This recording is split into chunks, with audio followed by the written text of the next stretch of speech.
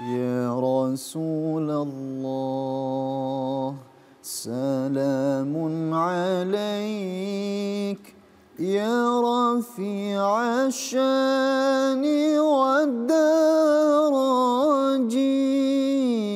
عطفة يا جيرة العالم يا أوهيل الجود والكرم يا أوهيل الجود والكرم.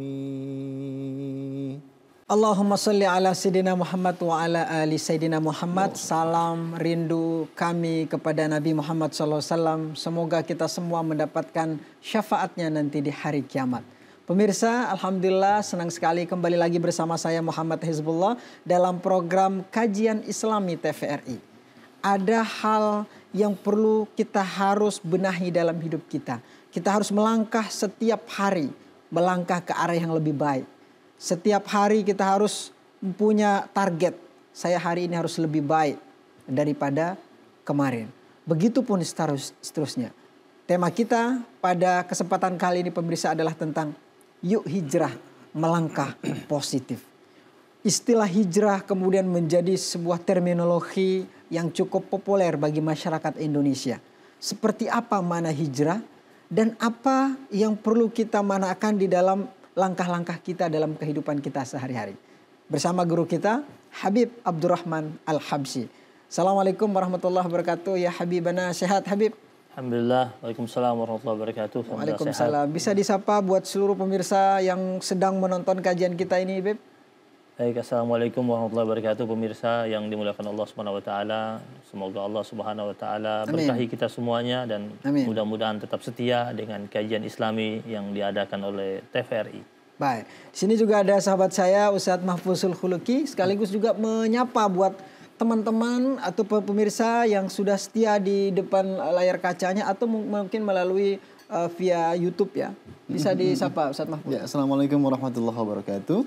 Teman-teman penonton setia kajian Islami yang mudah-mudahan dirahmati Allah Subhanahu wa taala. Kita simak, kita dengarkan ilmu yang akan disampaikan oleh guru kita. Kita siapkan buku catatannya. Apapun poin-poin yang akan kita dapatkan hari ini, ilmunya mudah-mudahan bermanfaat untuk kita semua. Amin ya rabbal alamin. Baik, Beb, yuk hijrah.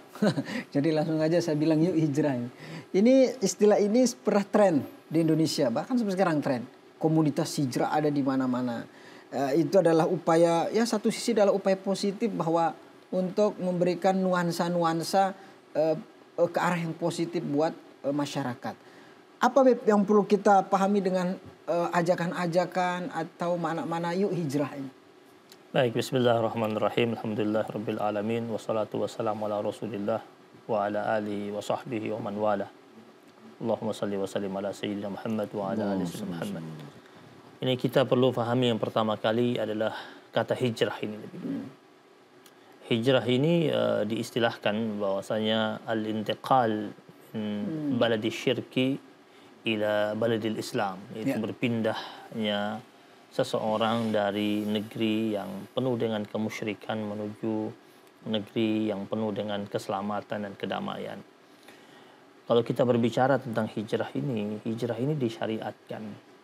Kenapa hijrah itu disyariatkan? Karena seorang mukmin itu dia wajib bahagia dengan keislamannya, kemudian menampakkan keislamannya.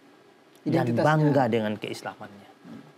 Maka tentu ketika orang itu sudah berislam, dia harus menunjukkan keislamannya. Dia bangga dengan keislamannya. Nah, kadang-kadang ketika orang itu sedang menunjukkan keislamannya, dia berhadapan dengan ada orang yang menerima, dengan ada orang yang menolak. Dan juga dari orang-orang yang menolak itu ada yang menolaknya dengan halus, ada yang menolaknya dengan frontal. Atau dengan keberislamannya itu dia mendapatkan intimidasi dan tekanan. Nah, pada saat dia mendapatkan intimidasi dan tekanan itu, maka hijrah menjadi solusinya.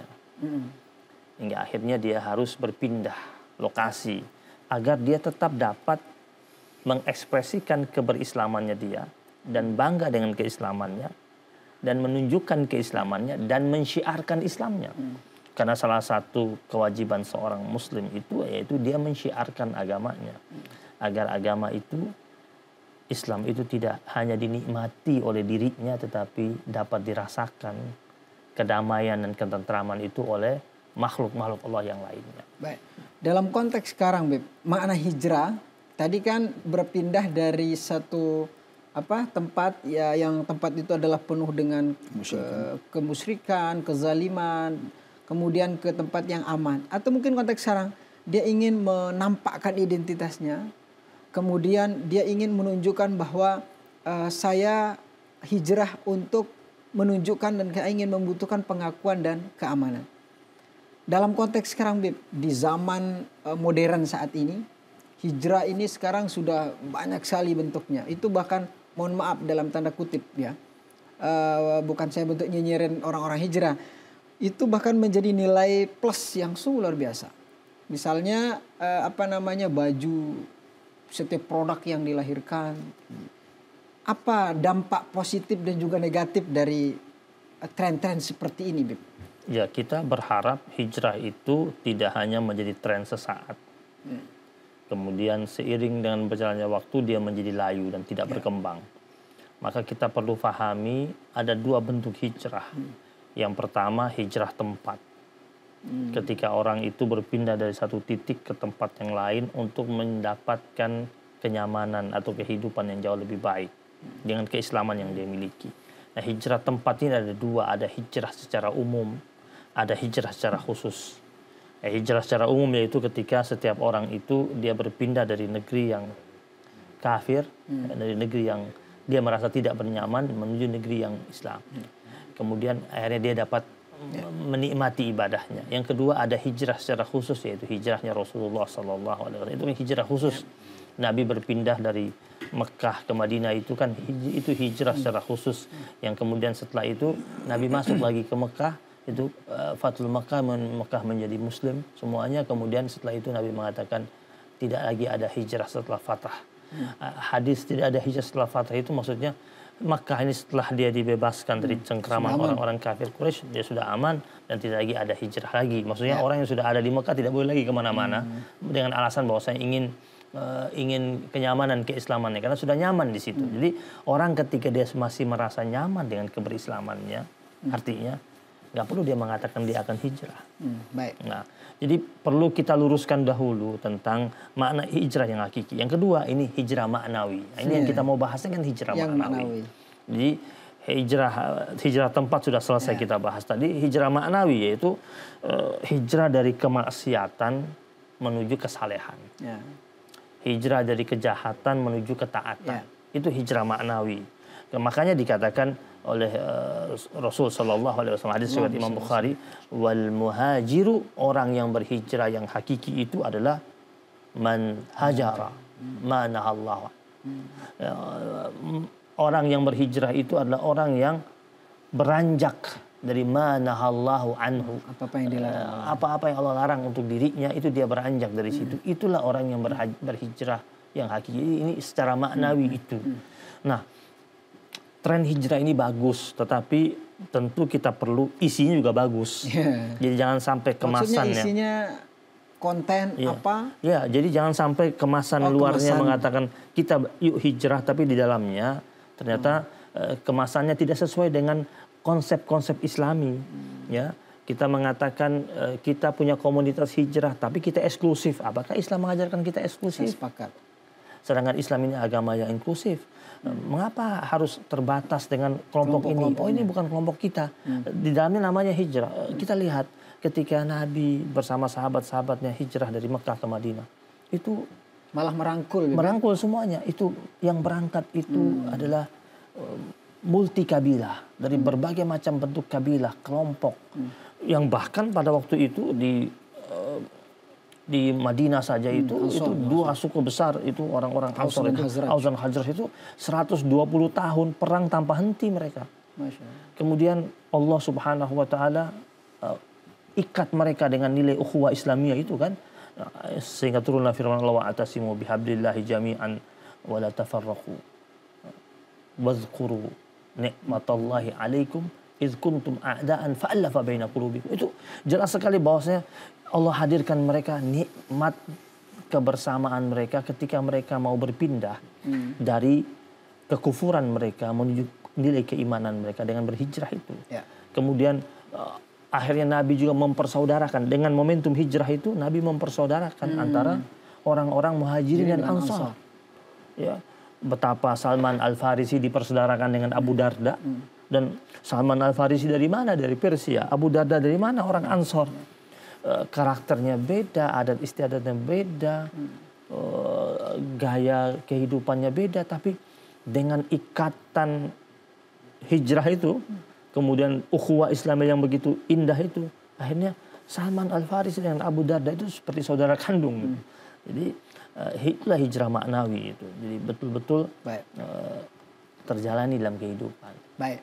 Jadi kalau saya ambil poin dari Habib Abdurrahman Al-Habsyi bahwa orang hijrah itu tidak eksklusif. Betul Beb ya? Tidak eksklusif. Karena buktinya Nabi ketika hijrah dari kota Mekah ke Madinah, malah beliau mencari teman gitu. Bukan justru teman yang sudah lama dikeluarkan. Kan ini salah. Ini bukan salah satu contoh-contoh hijrah yang tidak positif. Jadi kalau sudah hijrah, bukan lalu kemudian teman yang belum hijrah dianggap kamu nggak baik ya. Kamu nggak mau lagi saya berteman. Akhirnya putus hubungan dan sebagainya. Itu bukan contoh. Atas nama hijrah lagi. Atas nama hijrah. Pernahkah kita lihat ada sahabat-sahabat Nabi itu mereka berkelompok-kelompok khusus mereka? Yang Ansor kumpul sama Ansor, Muhajirin kumpul sama Muhajirin? Baik. Ini menjadi titik poin menurut saya. Sebelum itu kita akan mendengarkan lantunan ayat suci Al-Quran dari Ustadz Mahfuzul Khuluki. Ayat ini nanti saya akan minta kepada guru kita Habib Abdurrahman untuk menjadi bahan landasan kita untuk bedah lebih dalam tema tentang hijrah. A'udzu billahi minasy syaithanir rajim. Bismillahirrahmanirrahim. Innal ladzina tawaffahumul malaikatu zalimi anfusihim qalu fima kuntum قالوا كنا مستضعفين في الأرض قالوا ألم تكن أرض الله واسعة فتهاجروا فيها فأولئك مأواهم جهنم وساءت مصيرا إلا المستضعفين من الرجال والنساء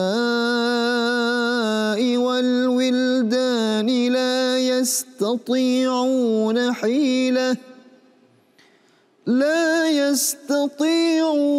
حيلة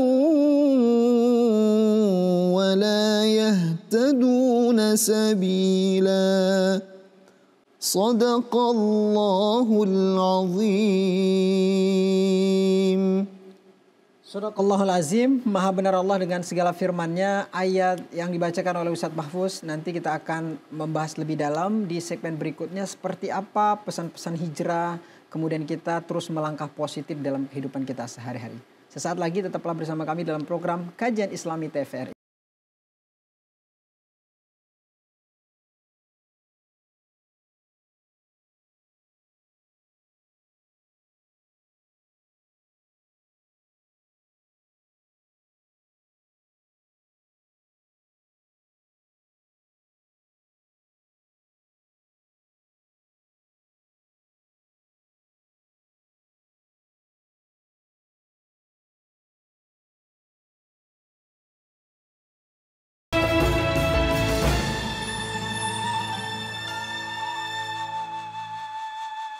Terima kasih pemirsa, Anda masih bersama kami dalam program Kajian Islami TVRI. Alhamdulillah tadi Habib sudah memberikan menurut saya gagasan-gagasan tentang hijrah yang menurut saya sangat konstruktif ya. Bahwa selama ini mungkin kita belum tahu mana hijrah. Ada yang dilupakan mana hijrah, yang seperti kata Habib tadi adalah hijrah itu tidak eksklusif. Buktinya Nabi selalu merangkul semua orang yang berbeda.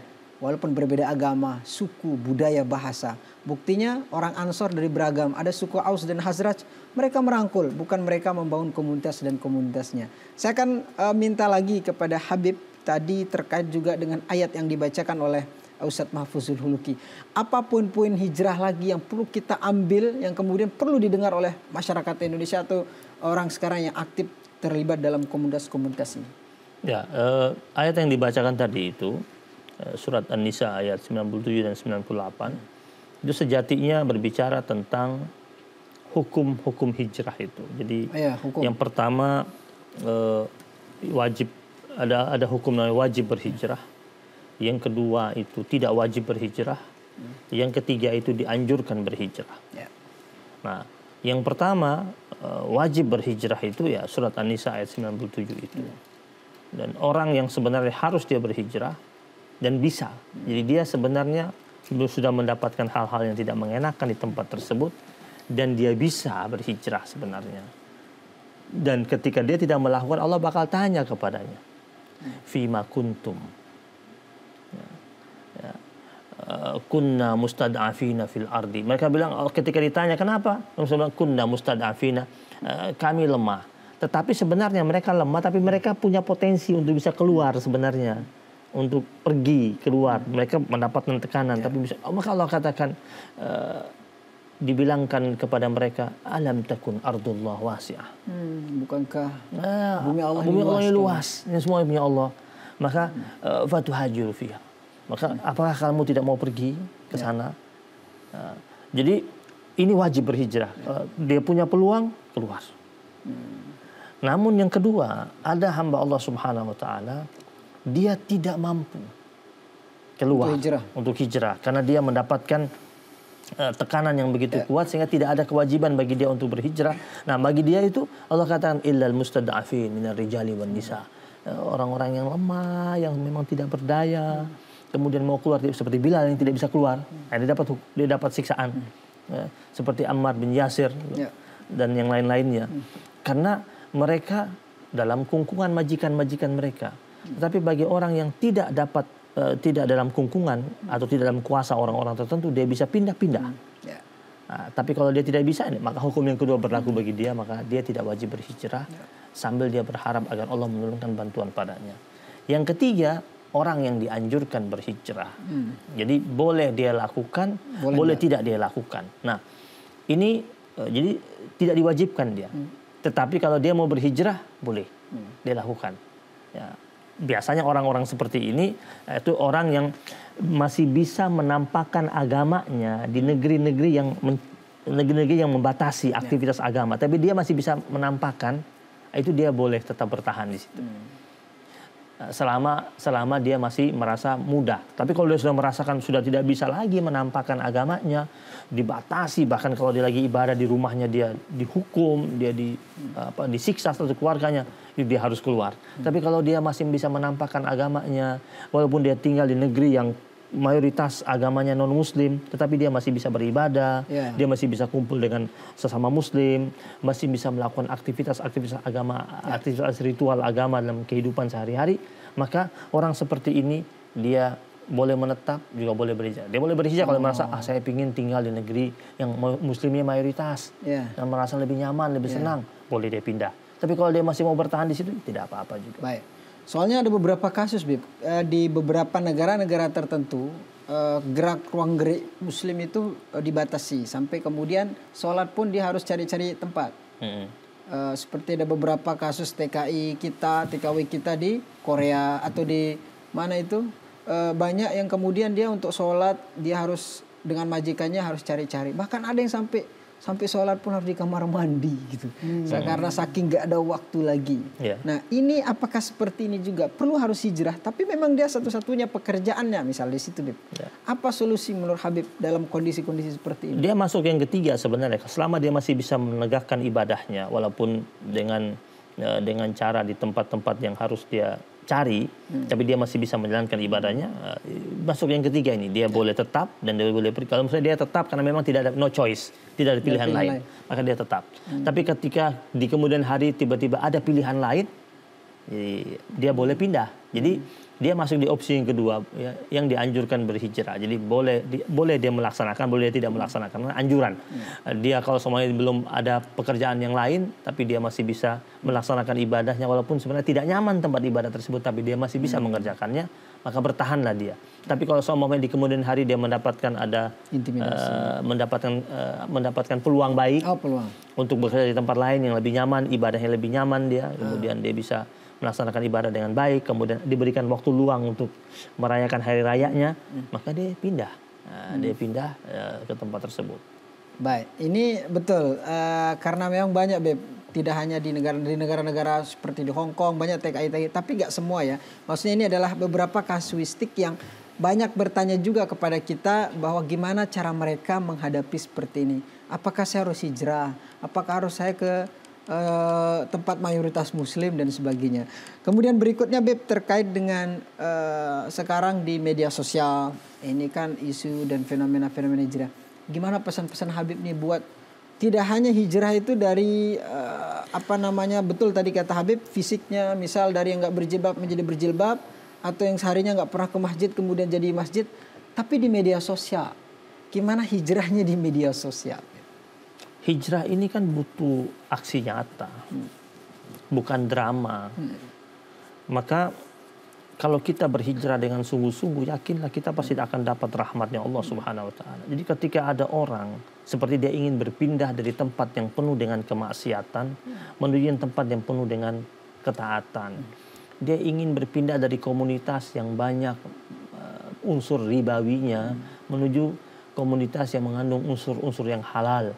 Kemudian ada niat kuat, kemudian sungguh-sungguh, nanti Allah buka jalannya. Karena dalam surat Al-Baqarah ayat 218 itu Allah jelaskan itu, innalladzina amanu walladzina hajaru. Sesungguhnya orang-orang yang beriman dan orang-orang yang berhijrah, wajahadu fi sabilillah, dan orang-orang yang bersungguh-sungguh berjihad dengan bersungguh-sungguh jalan Allah Subhanahu wa taala, ulaika yarjuna rahmatullah. Mereka itu ada hamba-hamba Allah yang berharap rahmat Allah. Di situ ada kata hijrah di situ. Jadi orang beriman dan orang-orang yang berhijrah. Jadi arti hijrah kita ini harus dilandasi oleh keimanan. Keyakinan bahwasanya kita ini berpindah semata-mata karena Allah. Makanya kenapa ketika momentum hijrah itu yang paling ditekankan sama Rasul itu kan niat. Maka Nabi, hadis ini kan cukup populer. Nabi mengatakan innamal a'malu binniyat. Ini hadis ini munculnya kapan? Ketika hijrah para sahabat-sahabat Nabi. Nabi ingatkan baik-baik kepada mereka, ini bukan kita cari kehidupan materi duniawi ketika kita pindah ke sana. Bukan itu tujuan utama kita. Kita berpindah ini karena demi Allah dan Rasulnya. Nanti bonusnya dapat segala macam dari hal-hal duniawi, itu bonus dari Allah Subhanahu wa taala. Maka di sini Allah katakan ulaika yarjuna rahmatullah. Sesungguhnya orang-orang ini dengan keimanannya dan dia berhijrah dan dia bersungguh-sungguh jalan Allah, karena hijrah ini butuh jihad. Ya kan dia harus semuanya dia berhijrah dari tempat pekerjaannya yang duitnya banyak, tapi banyak syubhatnya. Itu butuh jihad. Betul. Bagaimana dia harus berjihad melawan godaan. Kalau saya pindah dari sini, terus dia dapat pekerjaan yang ada unsur halalnya dan baik buat dirinya, tetapi gajinya di bawah setengah dari yang biasa dia dapat. Maksudnya dia biasa dapat 50 juta, kemudian ketika dia berhijrah, dia cuma dapat hasil 5 juta. Itu bagaimana dia berjihad itu? Ya, bersungguh-sungguh meninggalkan itu dan semata-mata karena Allah. Dan kalau dilakukan karena Allah, ingat apa yang Allah katakan itu, ulaika yarjuna rahmatullah. Mereka sedang berharap rahmat Allah Subhanahu wa taala. Bakal turun rahmat Allah. Harus yakin itu. Baik. Saya ke Ustadz Mahfuz. Ustadz melihat lagi-lagi ya di Jakarta, di kota-kota besar, itu hijrah ini bukan lagi menjadi sebuah gaya, tapi sudah menjadi tren, kemudian sudah menjadi barang yang bahkan menjadi nama yang sangat, ketika di embel-embel dengan hijrah itu naik semua, barang hijrah. Apa pengalaman Ustadz Mahfuz mungkin barangkali bersentuhan atau mengenal dengan Iya. betul-betul seperti itu. Betul. Saya langsung connect dengan barusan yang tadi Habib sampaikan begitu ya. Saya pribadi Bib, bahwa ada kawan yang tadi Habib singgung tentang bagaimana di pekerjaannya itu ada unsur ribawinya begitu ya. Jadi ceritanya dia konsul dengan saya, cerita lah gitu ya dengan saya. Dan saya sampaikan beberapa ayat tentang hijrah begitu ya. Akhirnya saya sarankan untuk ya udah keluar dari situ. Tetapi mungkin dalam prosesnya itu sekarang itu saya rasa dia lagi khusyuk dia. Kalau saya lihat di masjidnya pun paling lama begitu ya, di masjid paling lama. Tetapi yang terjadi saat ini barangkali belum diberikan pekerjaan untuk yang selanjutnya, Bib. Begitu. Dan itu sampai sekarang saya lihat gitu ya, sampai sekarang. Jadi ada sedikit di mana kok ini gara-gara saya apa bukan? Gitu, kadang ada rasa begitu. Nah, itu bagaimana Bib memotivasi yang seperti itu? Barangkali dia belum ketemu dengan tempat hijrah yang baik, yang tepat gitu. Baik, Beb, nanti sebelum dijawab, saya juga sedikit tambahan sekaligus nanti kita break. Gimana itu kadang juga perlu diberikan penjelasan juga buat para pendakwah, pendai, orang yang apakah langsung nyuruh pindah tapi gak memikirkan kondisi ekonomi dari orang yang mau hijrah. Misal bekerja di tempat-tempat yang dianggap ribawi. Nanti Beb, sesaat lagi tetaplah bersama kami dalam program Kajian Islami TVRI.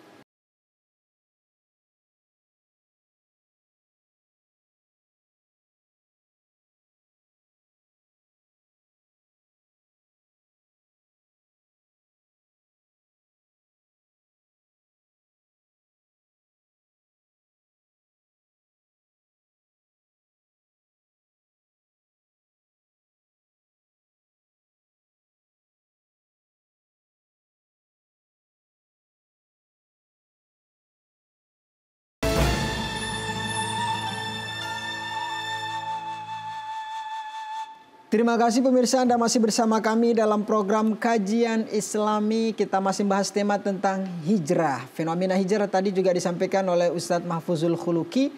Hijrah ini sudah merubah ideologi, cara pandang, cara mengambil keputusan, cara bekerja, itu mempengaruhi semua.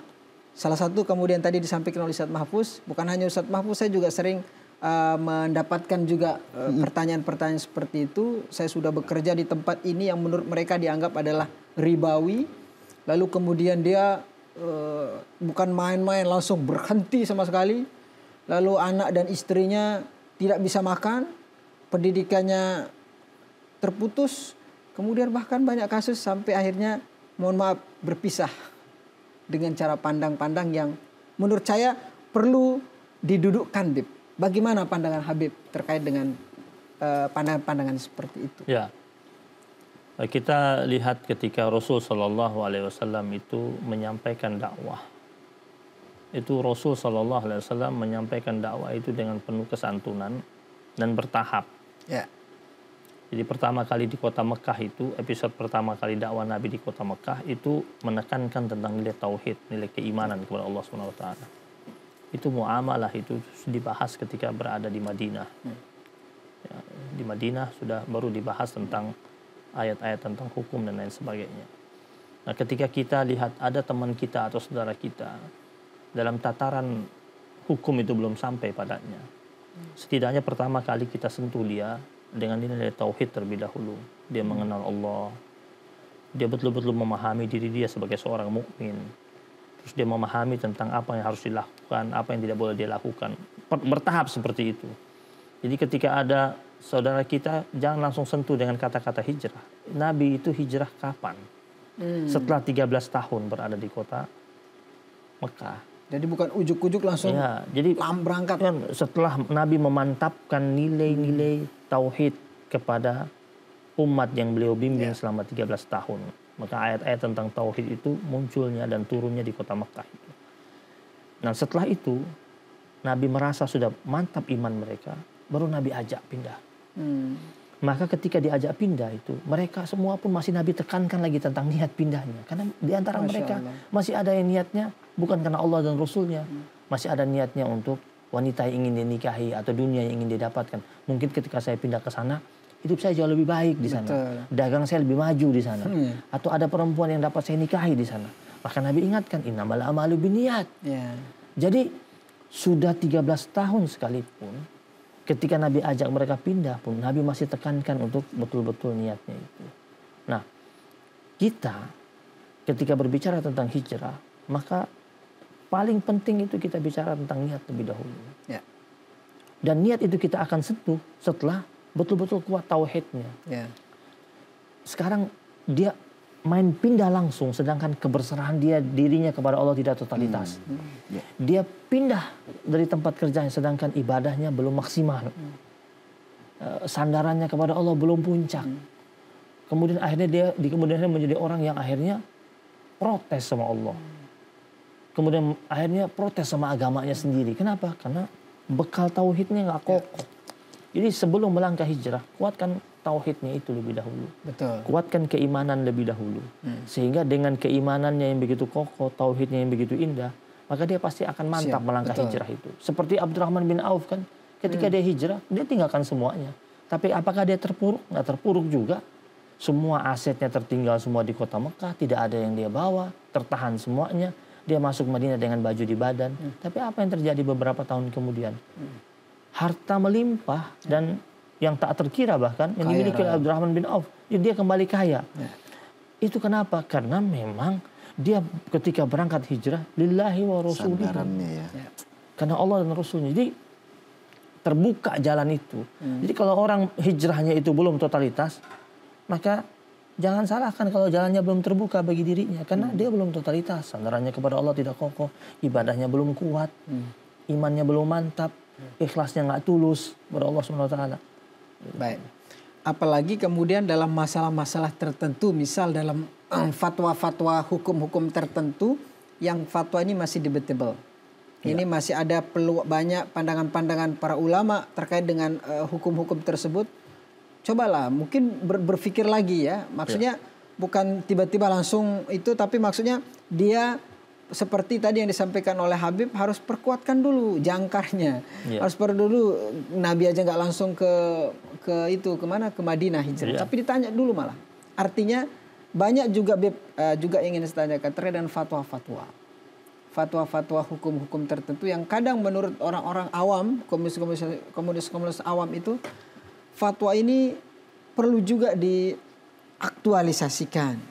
Yang sifatnya misal seperti sekarang kan masalah-masalah muamalah itu banyak sekali yang sifatnya baru yang butuh rekonstruksi hukum.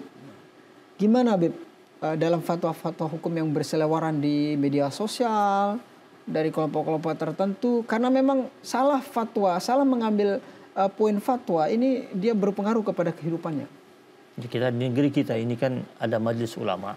Di majelis ulama ada komisi fatwa. Maka sebenarnya rujukan utama kita itu yang ada pada komisi fatwa di majelis ulama. Jadi ketika di komisi fatwa majelis ulama sudah mengeluarkan pendapat-pendapat tersebut, maka rujukan kita itu. Memang muncul lagi akhirnya masing-masing manusia berusaha untuk menunjukkan kebisaannya dengan memunculkan fatwa-fatwanya. Sehingga akhirnya membuat masyarakat itu jadi resah dan bingung harus mengambil yang mana. Tetapi kalau negara kita ini sudah ada, badannya sudah ada, ada Majelis Ulama Indonesia yang di dalamnya terdiri dari para ulama-ulama, para kiai-kiai yang sangat mumpuni. Kemudian di situ ada komisi fatwanya yang setiap saat mengkaji tentang hukum-hukum yang ada. Maka merujuklah kepada komisi fatwa yang ada di Majelis Ulama Indonesia tersebut, yang tentu di dalamnya itu terdiri dari ulama-ulama besar, ulama-ulama hebat yang mumpuni, yang diutus dari tiap-tiap organisasi-organisasi besar yang dimiliki oleh negeri kita ini. Dan seyogianya memang itu yang menjadi rujukan kita. Memang zaman sekarang sudah begitu maju teknologinya sehingga akhirnya media sosial itu berkembang dengan begitu cepat, sehingga akhirnya muncullah pendapat-pendapat lain di luar majelis ulama. Kemudian bertebaranlah itu lewat media sosial. Kadang-kadang cuplikannya itu tidak tuntas. Kemudian akhirnya menimbulkan keresahan di kemudian hari. Kenapa? Kadang-kadang ada orang yang menyebarkan hal tersebut. Dia menyebarkan berdasarkan kepentingannya saja. Sehingga cuplikan yang belum tuntas itu yang disebarkan. menimbulkan keresahan. Maka mohon sekali kalau mendengar fatwa-fatwa, ambil dari fatwa khususnya dari tempat yang sudah sah, itu sudah resmi, sudah muktabar, sudah resmi. Kemudian dengarkan isi fatwa itu sampai tuntas. Jangan cuplikan. Kemudian setelah itu jika tidak mengerti, datang dan tanya kepada pihak yang mengeluarkan fatwa itu. Jangan bertanya kepada yang tidak mengeluarkan fatwa. Jadi jangan bertanya tentang pandangan fatwa tersebut kepada orang yang tidak mengeluarkan fatwa. Datang, kalau ini fatwanya keluar dari Majelis Ulama, maka datanglah ke Komisi Fatwa Majelis Ulama, minta dijelaskan oleh mereka. Apalagi kalau ada kecenderungan dari sisi pemahaman yang berbeda dengan yang menyampaikan, terus nanya kepada orang berbeda, jelas berbeda. Itu akhirnya menjadi banyak masalah di kemudian hari. Akhirnya pro kontra itu muncul. Jadi sebenarnya solusi itu sudah ada sebenarnya, tapi kan manusia ini kadang-kadang suka dengan hal-hal yang berbeda. Kemudian kadang-kadang juga ada orang yang mensiarkan ini, cuplikan-cuplikan fatwa yang tidak tuntas itu hanya demi konten untuk mencari viewers. Iya. Baik. Soalnya di media sosial, tadi makanya saya tanyakan terkait dengan di media sosial, Bib. Ini tantangan juga bagi teman-teman hijrah untuk menguatkan wawasan literasi keagamaan digitalnya. Karena dia akan kebingungan, Bib. Di media sosial itu masuk sekian fatwa-fatwa, tinggal klik apa hukum ini, keluar semua. Mau dari ustadz apa, dari ustadz yang mohon maaf belum punya wawasan, atau yang belum punya banyak referensi yang bukan kepakaran, kan ustadz banyak juga, ada yang bidang ini, bidang itu. Nah itu mungkin perlu juga, Beb, literasi pemahaman keagamaan di media sosial bagi teman-teman hijrah yang baris awam maksud saya. Tapi kalau yang sudah itu ya nggak apa-apa, sehingga dia ketika cari referensi hukum, misal hukum nikah beda agama atau hukum kerja di bank dan sebagainya, itu kan dia harus punya tahu mana referensi yang, apalagi Beb, yang dipesankan buat teman-teman hijrah terutama dalam hubungannya dengan di media sosial, sehingga jangan sampai mengambil referensi yang sifatnya setengah-tengah, apalagi sifatnya fatwa. Ya, perhatikan baik-baik circle kita. Ya, lingkaran di sekitar kita ini yang atas nama hijrah itu siapa saja, dan ini tujuannya apa? Ya. Tujuan hijrah ini harus semata-mata karena Allah dan Rasulnya. Dan memang godaan yang paling tinggi ketika orang berencana untuk hijrah itu yang sering mengkhawatirkan mereka adalah tentang sumber ekonomi. Ya, ini kalau saya pindah, saya berhijrah, pekerjaan saya bagaimana? Jadi godaannya tentang sumber ekonominya, tentang lingkungannya yang tidak bersahabat lagi dengan dia ketika dia sudah menjadi hamba Allah yang menegakkan syariat Allah Subhanahu wa taala. Itu sering terjadi. Ada sahabat saya, seorang pengusaha, pernah dia ketika ingin, dan saya mau hijrah deh, maksudnya dia tidak ingin lagi berjumpa dengan klien-kliennya yang suka ngajak dia minum wine. Kemudian dia bilang, saya sudah nggak mau lagi ini karena saya sudah pulang haji, saya ingin hidup saya baik. Terus rekan bisnis dia yang partner sama dia bilang, nanti kita bakal kehilangan klien. Dia bilang, masa sih Allah nggak kasih klien sama saya? Saya kan niatnya karena Allah nih mau berhenti ini. Memang sebulan 2 bulan memang dia sepi ya, maksudnya kliennya berkurang karena memang dia sudah mulai membatasi dengan klien-klien yang suka aja minum wine. Di kemudian hari Allah kirim dia klien-klien yang bagus, yang akhirnya setiap kali rapat di tempat-tempat yang tidak ada wine-nya. Atau kalau semuanya ada kliennya bilang kita duduknya di sini ya tempatnya ada wine-nya, tiba-tiba tempat tersebut ternyata sudah full book gitu. Jadi akhirnya kalau karena Allah itu nanti Allah yang setting kemudahannya. Masya Allah, luar biasa. Itu mungkin jadi semangat buat teman-teman di sana yang lagi berbenah diri ya, Bib ya. Dan nanti pun saya akan bertanya kepada Habib terkait dengan tadi gimana cara kita menyikapi dengan teman kita yang mungkin mohon maaf tidak lagi sama seperti kita, dalam arti saya ingin pandangan seperti ini, kira-kira seperti apa dan cara membangun hubungan lagi dengan mereka seperti apa. Sesaat lagi tetaplah bersama kami dalam program Kajian Islami TVRI.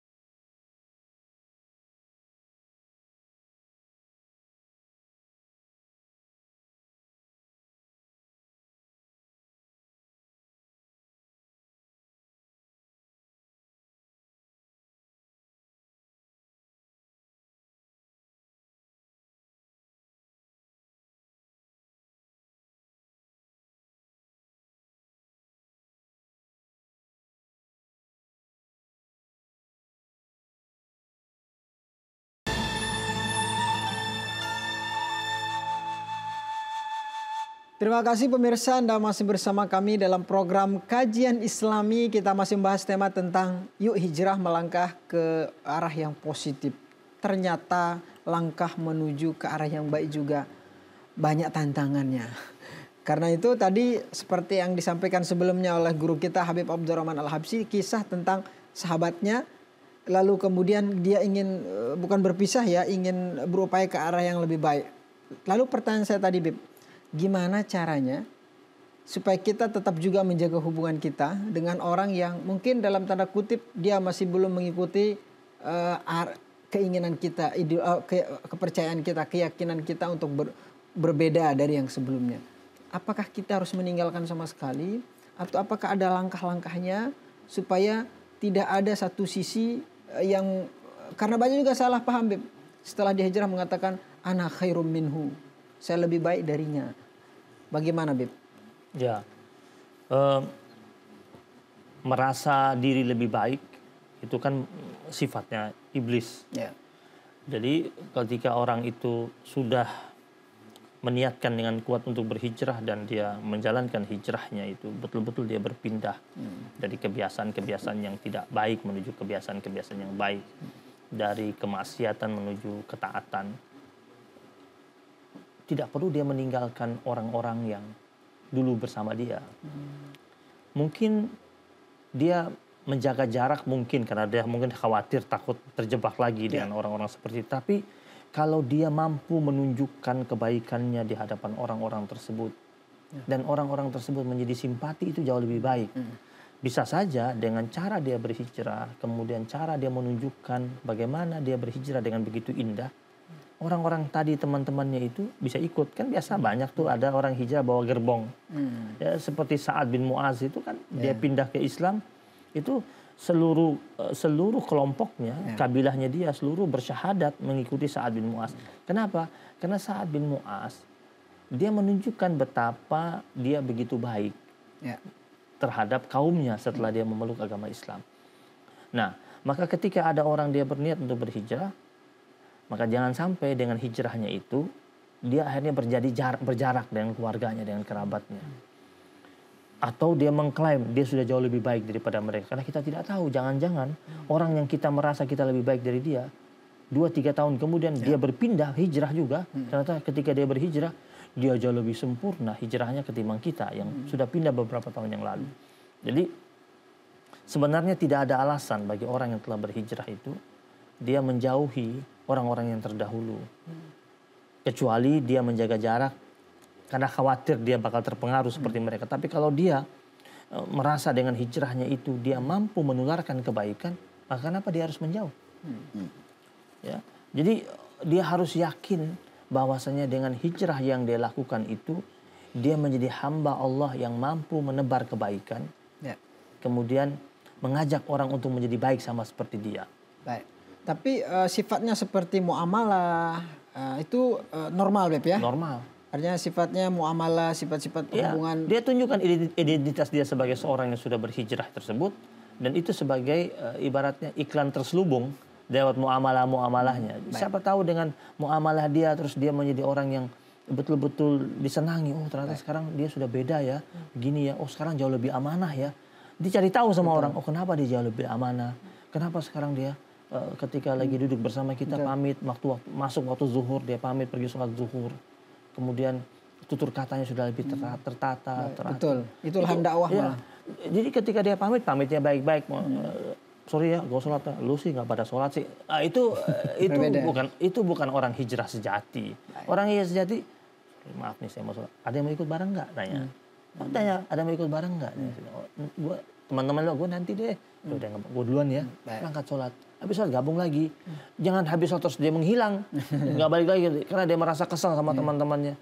Siapa tahu dengan beberapa kali jalan bersamanya, bersama teman-temannya. Kemudian teman-temannya sering lihat dia selalu waktu break sholat. Lama-lama temannya ingatin dia waktu sholat. Lama-lama temannya ikut bersama dia. Betul.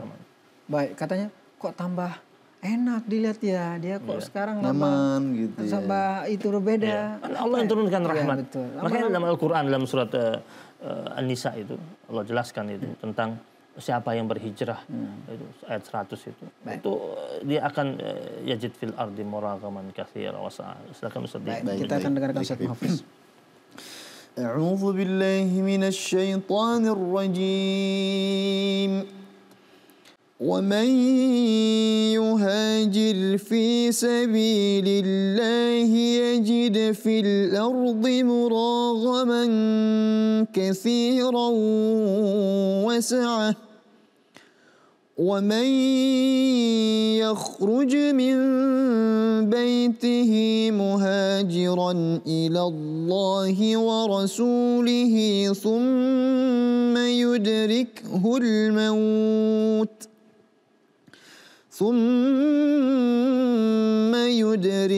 الموت فقد وقع أجره على الله وكان الله غفورا رحيما.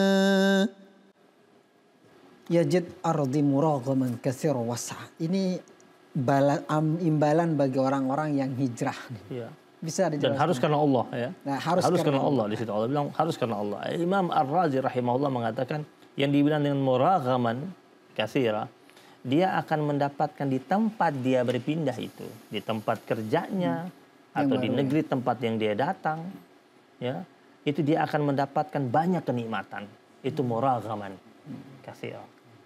Adapun sa'a, kata Imam Ar-Razi rahimahullah, yaitu kelapangan rezeki. Jadi ada kenikmatan, ada ketenangan, ada kedamaian di tempat dia pindah. Kemudian yang kedua, lapangnya rezeki yang Allah mudahkan buat itu kan janji Allah Subhanahu wa taala. Syaratnya apa? Berpindahnya karena Allah Subhanahu wa taala.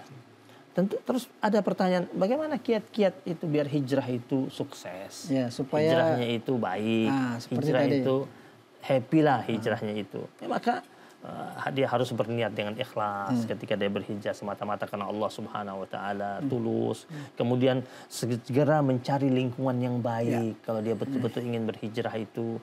Kemudian setelah itu cari orang-orang yang mau menasehatinya, mau membimbingnya, mau menuntunnya. Circle yang baik, komunitas yang baik. Ya, cari orang-orang yang baik. Ya ayyuhallazina amanu taqullaha wa kunu ma'as-shadiqin. Allah bilang bertakwalah kepada Allah dan bersamalah orang-orang yang jujur, orang-orang yang lurus. Ini yang harus dibangun oleh hamba-hamba Allah ketika dia ingin berhijrah di jalan Allah Subhanahu wa taala dan sukses hijrahnya itu. Amin. Mudah-mudahan ada lagi berikutnya. Ada lagi berikutnya dikatakan jangan tunda hijrah. Kalau ada peluang Jangan ini tunda. momen nih, tartar dulu nih. Ya. Kayaknya saya punya momen ini untuk lebih baik lagi nih. Tapi dia tunda itu juga dilarang, Beb. Terus bersabar dan nikmati prosesnya. Karena tidak ada semua terjadi instan. Ya. Kita akan di akhir ini saya akan pertama mungkin minta lagi kepada sahabat saya Ustadz Mahfuzul Huluki untuk memberikan optimisme nih buat anak-anak muda yang lagi semangat untuk terus berbenah, berusaha, berbuat baik dekat kepada Allah. Betul, baik. Terima kasih Ustadz. Teman-teman yang sudah berhijrah, ya, bahkan mungkin yang belum berhijrah, yuk kita sama-sama luruskan niat kita untuk memperbaiki diri. Ya, banyak orang-orang yang sudah berhijrah dan Allah tunjukkan nikmat yang Allah janjikan dalam Al-Quran. Tetapi dengan berhijrah juga jangan kita meninggalkan hal yang memang itu menjadi bagian daripada ajaran agama kita, yaitu silaturahmi dan ukhuwah. Ya, itu juga penting dalam ajaran kita supaya dua hal ini dapat beriringan. Allahumma shalli. Terima kasih Ustadz Mahfuz. Terakhir kepada guru kita Habib Abdurrahman Al-Habsyi untuk berikan kesimpulan supaya kita tetap optimis. Hijrah dan hijrah ke arah yang lebih baik. Ada orang bertanya begini, sampai kapan ini hijrah ini berlaku? Ya. Sampai hari kiamat. Rasul sallallahu alaihi wasallam bersabda, la tanqati'ul hijrah hatta tanqati'ut taubah. Hijrah itu tidak akan terputus sampai terputusnya taubat. Wala tanqati'ut taubah hatta tatlu syamsh. Ya, min maghribiha. Jadi taubat itu tidak akan putus sampai matahari itu terbit dari barat. Jadi kalau ditanya tentang hijrah ini, artinya Nabi menganjurkan kepada kita kewajiban hijrah ini sampai tegaknya hari kiamat. Baik. kewajiban hijrah sampai tegaknya hari kiamat. Terima kasih kepada guru kita Habib Abdurrahman Al-Habsyi, Ustadz Mahfuzul Huluki. Di akhir saya ingin menyampaikan bahwa yuk hijrah. Hijrah pola pikirmu, hijrah cara pandangmu, hijrah orang-orang di sekitarmu. Insya Allah kau akan menemukan ayat yang disebutkan oleh Habib tadi. Yajid fil ardi muragaman katsiran wasa'. Terima kasih. Mohon maaf atas segala kekurangan. Sekian, wassalamualaikum warahmatullahi wabarakatuh. Allahumma salli ala sayyidina Muhammad wa ashghil lil zalimin bil zalimin wa akhrijna min bainihim salimin wa ala alihi wa sahbihi ajma'in.